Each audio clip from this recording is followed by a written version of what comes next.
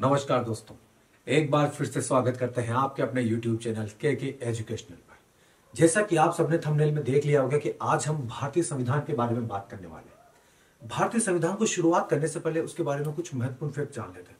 जैसा आप सबको पता है कि भारतीय संविधान, चाहे आप राज्य सरकार की या केंद्र सरकार की किसी भी परीक्षा की तैयारी कर रहे हैं, तो उसमें अपने आप में एक महत्वपूर्ण विषय है और उसमें से सवाल कहीं ना कहीं से पक्का डेफिनेटली आता है। तो आइए आज करते हैं भारतीय संविधान की शुरुआत। भारतीय संविधान की शुरुआत करें उससे पहले उसके बारे में जान लें संविधान होता क्या है। संविधान किसी भी देश को या किसी भी राज्य को चलाने के लिए उसके जो नियम कानून होते हैं उन सबकी एक पुस्तक होती है। उस पुस्तक में उस देश को किस तरह से चलाना है उन सब के बारे में उसमें डिटेल पूर्वक लिखा जाता है। तो हम पढ़ेंगे आज भारतीय संविधान। जिससे हम भारतीय संविधान पढ़ते हैं उसी प्रकार हर देश के अपने अपने संविधान होते हैं। जैसे अमेरिका का अपना संविधान है, ब्रिटेन का अपना संविधान है, उसी तरह भारत का भी अपना एक अलग संविधान है। अभी भारतीय संविधान बना कैसे, इसका निर्माण कैसे हुआ, उसके बारे में बात करते हैं। तो क्या डालेंगे हम आज? सबसे पहले बात करते हैं 1895। कब? 1895। 1895 में आपने एक नेता का नाम सुना होगा, महाराष्ट्र के नेता बाल गंगाधर तिलक। क्या नाम है? बाल गंगाधर तिलक। इन्होंने सर्वप्रथम बाल गंगाधर तिलक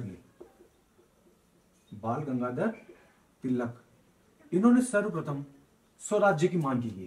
किसकी? स्वराज्य। यदि आपसे सीधा सवाल पूछे कि सर्वप्रथम स्वराज्य की मांग किसने की, तो की थी बाल गंगाधर तिलक ने। और कब की थी? 1895 में। लेकिन आपको यही नोट डाल के एक चीज को और ध्यान रखना है, ये कई बार सवाल आया हुआ है कि सर्वप्रथम स्वराज शब्द का प्रयोग किसने किया? तो प्रयोग किया था, आपने नाम सुना होगा, दयानंद सरस्वती। क्या नाम है? दयानंद सरस्वती। तो यहां पे दो अपने आप में अलग सवाल बनते हैं। सबसे पहले पूछे कि 1895 में बाल गंगाधर तिलक ने स्वराज्य की मांग की थी, लेकिन पूछे कि स्वराज शब्द का सर्वप्रथम प्रयोग किसने किया? वो किया है दयानंद सरस्वती ने। ठीक है, यहां तक की बात हुई। इसके बाद बात करते हैं 1922 में। कब? 1922 में। 1922 में आप सबने नाम सुना है महात्मा गांधी का। किसका? महात्मा गांधी। इन्होंने सर्वप्रथम संविधान की मांग की। कब? 1922 में। आप सबको पता है कि महात्मा गांधी खुद पढ़े लिखे एक बैरिस्टर वकील थे। ये दक्षिण अफ्रीका से गए, दक्षिण अफ्रीका से जब भारत में आए 1917 में आते, उन्होंने सबसे पहले चंपारण आंदोलन किया था। ये सब आपने जब मॉडर्न हिस्ट्री आपने पढ़ी होगी तो उसमें बेसिकली पढ़ा होगा इसके बारे में। जब महात्मा गांधी आए भारत में तो 1922 में इन्होंने सर्वप्रथम संविधान की मांग की। इन्होंने कहा कि हमारे देश में एक ऐसा संविधान होना चाहिए जिससे हम खुद हमारे देश में शासन करें, न कि कोई बाहरी विदेशी आक्रांता। ठीक है, तो 1922 में महात्मा गांधी ने संविधान की मांग की। इन्होंने कहा कि भारतीयों को ऐसा संविधान दिया जाए, भारतीयों को ऐसा संविधान दिया जाए जो उनके मस्तिष्क का दर्शन कराता हो। किसका? भारतीयों को ऐसा संविधान दिया जाए जो उनके मस्तिष्क का दर्शन कराए, उनके मस्तिष्क का दर्शन कराए। जब 1922 में महात्मा गांधी ने संविधान की मांग की तो ब्रिटेन में उस समय पीएम थे, ब्रिटेन के पीएम थे उस समय चर्चिल। कौन थे? चर्चिल। इन्होंने क्या कहा महात्मा गांधी को? इन्होंने कहा कि अर्धनग्न फकीर संविधान की मांग करता है। क्या कहा? कि अर्धनग्न फकीर। अभी अर्धनग्न फकीर क्यों कहते हैं?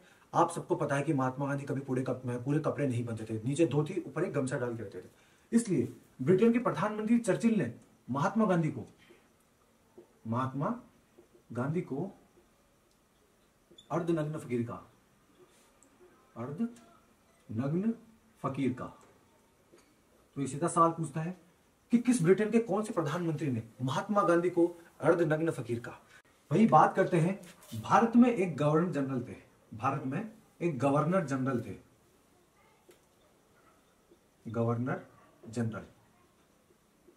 उनका नाम था विर्किन हेड। क्या नाम था? विर्किन हेड। इन्होंने भारतीयों को असभ्य बताते हुए ये कहा कि ये असभ्य संविधान की मांग करते हैं, और इन्होंने असभ्य बताते हुए भारतीयों को संविधान बनाने की चुनौती दे डाली। क्या दे डाली? विल्किन हेड ने भारतीयों को असभ्य बताते हुए एक संविधान बनाने की चुनौती डाली। अभी चुनौती का प्रभाव सबसे पहला पड़ा 1928 में। 1928 में आप सबने जानते हो कि पंडित जवाहरलाल नेहरू के पिताजी का नाम था मोतीलाल नेहरू। किस पे? मोतीलाल नेहरू। मोतीलाल नेहरू। जब मोतीलाल नेहरू को ये बात पता चली कि विल्किन हेड ने ऐसा चैलेंज दे दिया है कि आप सब असभ्य हो और आपको संविधान बनाने की मांग तो करते हो लेकिन संविधान का कुछ अता पता नहीं है, दम हो तो संविधान बना के दिखाओ, ये बात चुप गई मोतीलाल नेहरू को। मोतीलाल नेहरू का भाई रुको भाई साहब, हम बना के देते हैं। मोतीलाल नेहरू ने 1928 में एक जो संविधान का प्रारूप बनाया, क्या बनाया? संविधान का सर्वप्रथम प्रारूप बनाया, संविधान का प्रारूप बना के पेश कर दिया। उन्होंने कहा कि लो भाई ऐसा संविधान होगा, इसके अकॉर्डिंग हमारा देश चलेगा। किसने पेश किया? मोतीलाल नेहरू ने। कब किया? 1928 में। जो संविधान प्रारूप पेश किया उसे कहा जाने लगा नेहरू रिपोर्ट। क्या कहने लगे? नेहरू रिपोर्ट। नेहरू रिपोर्ट। तो 1928 में मोतीलाल नेहरू ने सर्वप्रथम संविधान प्रारूप पेश किया, जिसे ही नेहरू रिपोर्ट कहा गया। तो आपसे सीधा सवाल पूछता है कि नेहरू रिपोर्ट किसने पेश की? तो वहां दो ऑप्शन मिलेंगे, एक तो मोतीलाल नेहरू और एक पंडित जवाहरलाल नेहरू। याद रखना मोतीलाल नेहरू ने ही इसको पेश किया था। ये जो संविधान का प्रारूप है इसको आज वर्तमान के संविधान का, क्या वर्तमान के संविधान का ब्लूप्रिंट कहते हैं। वर्तमान संविधान का ब्लूप्रिंट क्या कहते हैं? ब्लूप्रिंट। ये सीधा सवाल एसएससी दिल्ली पुलिस में आया हुआ सवाल है कि ब्लूप्रिंट किसको कहा जाता है? तो नेहरू रिपोर्ट को ही ब्लूप्रिंट कहा जाता है संविधान का। इन्होंने संविधान प्रारूप के साथ एक और मांग की। मोतीलाल नेहरू ने कहा कि आप हमें औपनिवेशिक संविधान दीजिए। क्या कहा? औपनिवेशिक संविधान। औपनिवेशिक संविधान। अभी औपनिवेशिक संविधान क्या होता है? औपनिवेशिक संविधान में कहा, मोतीलाल नेहरू जानते थे कि अंग्रेज इतनी आसानी से छोड़ने वाले नहीं है, तो इन्होंने कहा कि आप एक काम कीजिए, शासन तो आपका रहने दीजिए, लेकिन नियम कायदे हमारे होने चाहिए। क्या? कि कानून हमारा और शासन तुम्हारा। क्या मांग गई? कि कानून तो हमारा रहेगा लेकिन शासन आप लोग ही करोगे। इस औपनिवेशिक सिद्धांत की मांग की। तो कहा 1928 में मोतीलाल नेहरू संविधान प्रारूप, उसे कहा जाने लगा नेहरू रिपोर्ट, उसी को आज वर्तमान संविधान का ब्लूप्रिंट कहा जाने लगा। इन्होंने मोतीलाल नेहरू ने औपनिवेशिक संविधान की भी मांग की। उसमें कहा कि कानून हमारा, शासन तुम्हारा। क्या कहा? कानून तो हमारा रहेगा लेकिन शासन आप लोगों का ही रहेगा। लेकिन कहते हैं ना, हमें तो अपने ने लूटा, गैरों में कहां दम था। तो इसी तरह इसी 1928 में जो रिपोर्ट पेश की, तो मोतीलाल नेहरू के बेटे का नाम था पंडित जवाहरलाल नेहरू। क्या नाम था? पंडित जवाहरलाल नेहरू। इन्होंने ही सर्वप्रथम इस रिपोर्ट को खारिज कर दिया। क्या कहा? खारिज कर दिया और कहा कि अगर ये बात मान ले तो हमारे संविधान में जो हम इतनी मांग कर रहे हैं संविधान की, उसका कोई महत्व नहीं रह जाता। तो इस संविधान इस मांग का कोई अस्तित्व ही नहीं रहता। इसलिए यह कहकर 1928 में मोतीलाल नेहरू की नेहरू रिपोर्ट को खारिज करने वाले प्रथम व्यक्ति थे पंडित जवाहरलाल नेहरू। ठीक है, अभी बात हो गई। अब इसके बाद थी सब 1928 की बात चल रही थी, 1928 की। अब बात करते हैं अगले साल यानी 1929 में। जब पंडित जवाहरलाल नेहरू ने देख लिया कि ऐसे तो कोई बात बन नहीं थी, तो अपन सबसे पहले एक काम करते हैं, अपन खुद मांग करते हैं। तो 1928 में कांग्रेस का अधिवेशन हो रहा था। क्या था? कांग्रेस अधिवेशन।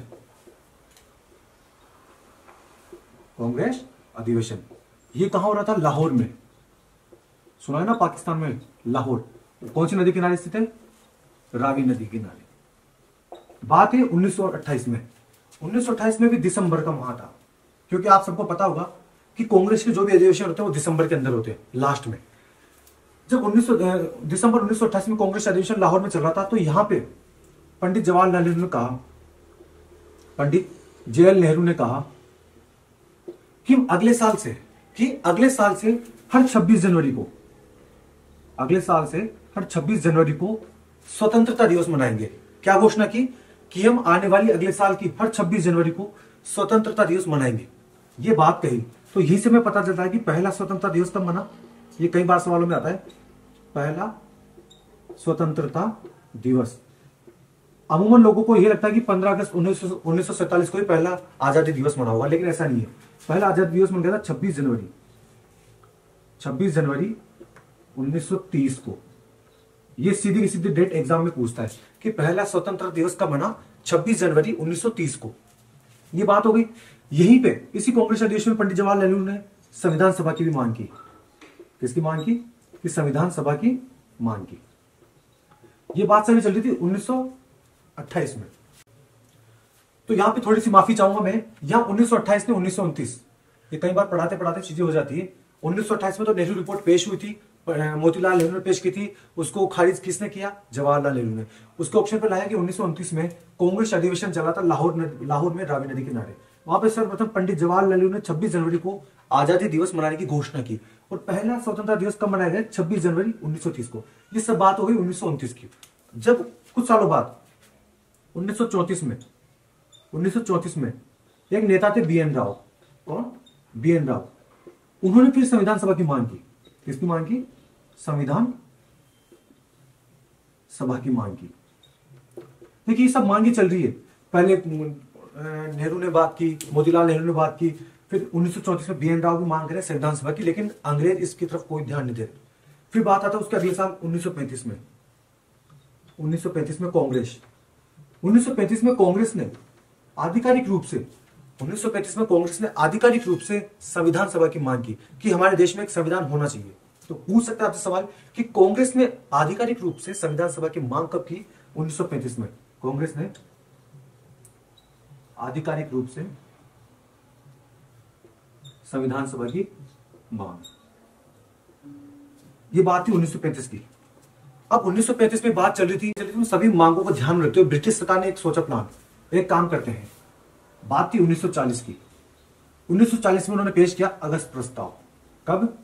1940 में अगस्त प्रस्ताव। तो इन सभी मांगों को देखते हुए 1940 में अगस्त प्रस्ताव पास हुआ। अब अगस्त प्रस्ताव में क्या कहा गया? अगस्त प्रस्ताव में अंग्रेजों ने कहा कि हम आप सबको राजनीतिक रियायतें देंगे। क्या देंगे? राजनीतिक रियायतें।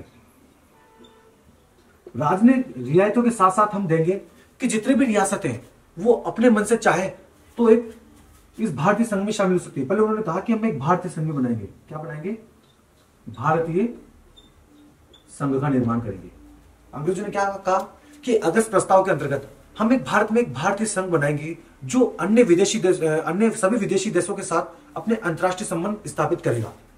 फिर उन्होंने तीसरी चीज कही कि जितनी भी रियासतें हैं उन सबको आजादी देंगे। वो चाहे तो इस भारतीय संघ में मिल सकती है और न चाहे तो अपने खुद के अंदर भी रह सकती है। क्या कहा कि जितनी भी रियासतें ये चाहे तो भारतीय संघ में शामिल हो सकती है और नहीं चाहे तो अपनी स्वतंत्रता स्थापित कर सकती है, मतलब खुद का एक राज्य अलग से स्थापित कर सकती है। अब लेकिन जब ये बात चली तो मुस्लिम लीग और कांग्रेस ने, किसने? मुस्लिम लीग प्लस कांग्रेस ने इसे खारिज कर दिया। इसे कहा ऐसा तो नहीं सकता भाई, मतलब आप हमें एक करने की बात कर रहे हो या अलग अलग करने की बात कर रहे हो। और कांग्रेस ने इस अगस्त प्रस्ताव का खारिज कर दिया। वहीं गांधी जी ने भी इसके खिलाफ व्यक्तिगत सत्याग्रह किया। क्या किया? महात्मा गांधी ने इसके खिलाफ व्यक्तिगत सत्याग्रह प्रारंभ कर दिया। किसके खिलाफ? अगस्त प्रस्ताव के लिए। तो 1940 में अगस्त प्रस्ताव पेश हुआ। ब्रिटिशों ने लालच दिया भारतीयों को कि हम आपके लिए राजनीतिक रियायतें देंगे, आप सबके लिए एक भारतीय संघ का निर्माण करेंगे जो सभी अन्य देशों के साथ अपने वैदेशिक संबंध स्थापित करेगा, और जितनी भी रियासतें हैं उन सबको मौका दिया जाएगा कि वो चाहे तो भारतीय संघ में शामिल हो जाए और ना चाहे तो खुद का अपना अलग राज्य स्थापित कर सकती है। इस सबको देखते हुए मुस्लिम लीग और कांग्रेस ने इस अगस्त प्रस्ताव को खारिज कर दिया कि ऐसा प्रस्ताव नहीं चाहिए। उसमें महात्मा गांधी ने इसके खिलाफ व्यक्तिगत सत्याग्रह शुरू कर दिया। अब ये मामला जैसे तुल पकड़ता जा रहा था, तो वहीं 1942 में, क्या 1942 में अंग्रेजों को समझ में आ गया कि ऐसे अपना काम चलेगा नहीं, ऐसे तो भारतीय एक्सेप्ट नहीं करेंगे। तो 1942 में इन्होंने भेजा क्रिप्स प्रस्ताव। कौन सा प्रस्ताव? क्रिप्स प्रस्ताव। अभी क्रिप्स प्रस्ताव क्या है? क्रिप्स प्रस्ताव ने भारतीयों को ऑफर दिया डोमिनिक स्वतंत्रता का। काय का? डोमिनिक स्वतंत्रता। क्रिप्स प्रस्ताव ने क्या कहा कि जब तक सेकेंड वर्ल्ड वॉर चल रहा है तब तक आपको हम डोमिनिक स्वतंत्रता देंगे। अभी क्या है डोमिनिक स्वतंत्रता? डोमिनिक स्वतंत्रता में कहा गया कि भारतीय संघ का निर्माण करेंगे, भारतीय संघ का निर्माण करेंगे और जितनी भी जो भी रियासतें उसमें शामिल होगी या नहीं होना चाहती वो अपने अपने वापस अपने अपने सेपरेट पोर्शन में रह सकती है, यानी अपना खुद का राज्य स्थापित कर सकती है जितनी भी रियासतें। अब वही बात आ गई, उन्होंने कहा ये तो यार ये बात तुमने अग्रस्त प्रस्ताव में भी कही थी, वापस यही बात चिपका रहे हो। तो इसका विरोध करते हुए जवाहरलाल नेहरू ने क्या कहा, जवाहरलाल नेहरू ने कहा यदि क्रिप्स की बात मान ली जाए, क्या कहा, यदि क्रिप्स की बात मान ली जाए तो भारत के कई भागों और उपभागों में बढ़ जाएगा। क्या कहा जवाहरलाल नेहरू ने कि यदि क्रिप्स की बात मान ले तो भारत कई भागों और उपभागों में बट जाएगा। क्या कहा, भारत कई भागों व उपभागों में बट जाएगा। वहीं सेकंड चीज, महात्मा गांधी कहां पीछे रहने वाले थे, तो महात्मा गांधी ने भी एक लाइन कर डाली। महात्मा गांधी ने क्या कहा, महात्मा गांधी ने कहा कि आप हमें एक ऐसा चेक दे रहे हैं जो दिवालिया बैंक के नाम है। क्या कहा कि आप हमें ऐसा चेक दे रहे हो जो दिवालिया बैंक के नाम। किसके लिए कहा, क्रिप्स प्रस्ताव के खिलाफ। आप हमें ऐसा चेक दे रहे हैं, ऐसा चेक दे रहे हैं जो दिवालिया बैंक के नाम। तो क्या क्या हुआ, 1940 में अगस्त प्रस्ताव आया, 1942 में क्रिप्स प्रस्ताव आया। क्रिप्स प्रस्ताव में डोमिनिक स्वतंत्रता की बात कही गई। जवाहरलाल नेहरू ने इसके खिलाफ कहा कि भारत को कई भागों और वह उपभागों में बढ़ जाएगा। और वहीं महात्मा गांधी ने कहा कि आप हमें ऐसा चेक दे रहे हो जो दिवालिया बैंक के नाम है। ये सब बात हो गई 1942 को लेकर। अब ये सब बातें अंग्रेजों को पता चली, सेकेंड वर्ल्ड वॉर भी समाप्त हुआ। क्या हुआ, सेकेंड वर्ल्ड वॉर भी समाप्त हुआ। 1945 में सेकेंड वर्ल्ड वॉर समाप्त हो गया। तो प्रारंभ कब से हुआ, ये 1939 से प्रारंभ हुआ और 1945 में द्वितीय विश्व युद्ध समाप्त हो गया। उसके बाद बात आती है 1946 में। 1946 के अंदर उसमें ब्रिटेन के पीएम होते हैं, ब्रिटेन के पीएम है एटली। कौन, एटली। एटली समझ चुके थे कि भारतीयों पर शासन करना मुश्किल होता जा रहा है, अब उन्हें आजाद करना ही पड़ेगा, या तो राज्य खुशी कर दो वरना भारतीयों बड़े जोश में वो ऐसे भगा भगा के मारेंगे। तो वही बात थी 1946 में ब्रिटेन ने, पीएम ने, एटली ने अपने मंत्रिमंडल से 3 सदस्यों को, कौन, 3 सदस्यों को कैबिनेट मिशन के नाम से भेजा, कैबिनेट मिशन के नाम से भारत में भेजा कि तुम लोग जाओ वहां के भारतीयों की व्यवस्था देख के आओ कि उन्हें आजादी किस तरह से दे सकते हैं, उनका संविधान किस तरह से बनाया जा सकता है। अब जो 3 सदस्य थे इंपॉर्टेंट है हमारे लिए, इसमें कौन कौन शामिल थे, एक तो इसमें था लॉरेंस, एक था एलेक्जेंडर, और तीसरा वही था जो क्रिप्स की बात कर चुके हैं, क्रिप्स। लेकिन आपसे पूछेगा कि इस कैबिनेट मिशन का अध्यक्ष कौन था, तो अध्यक्ष था लॉरेंस। कौन था, अध्यक्ष लॉरेंस। अभी तीनों आए। तो 1946 में ब्रिटेन के पीएम एटली ने 3 सदस्यों का, कितने सदस्यों का, 3 सदस्यों का कैबिनेट मिशन भेजा। वो 3 सदस्य कौन कौन थे, लॉरेंस, एलेक्जेंडर और क्रिप्स। इस 3 सदस्यों के कैबिनेट मिशन का अध्यक्ष लॉरेंस को बनाया गया। तो आज हमने जो पूरी वीडियो में अब तक बात की है, शुरू से लेकर 1895 में जहां बाल गंगाधर तिलक ने सर्वप्रथम स्वराज्य की मांग की गई, वहां से लेकर 1946 में कैबिनेट मिशन तक हमने बात की।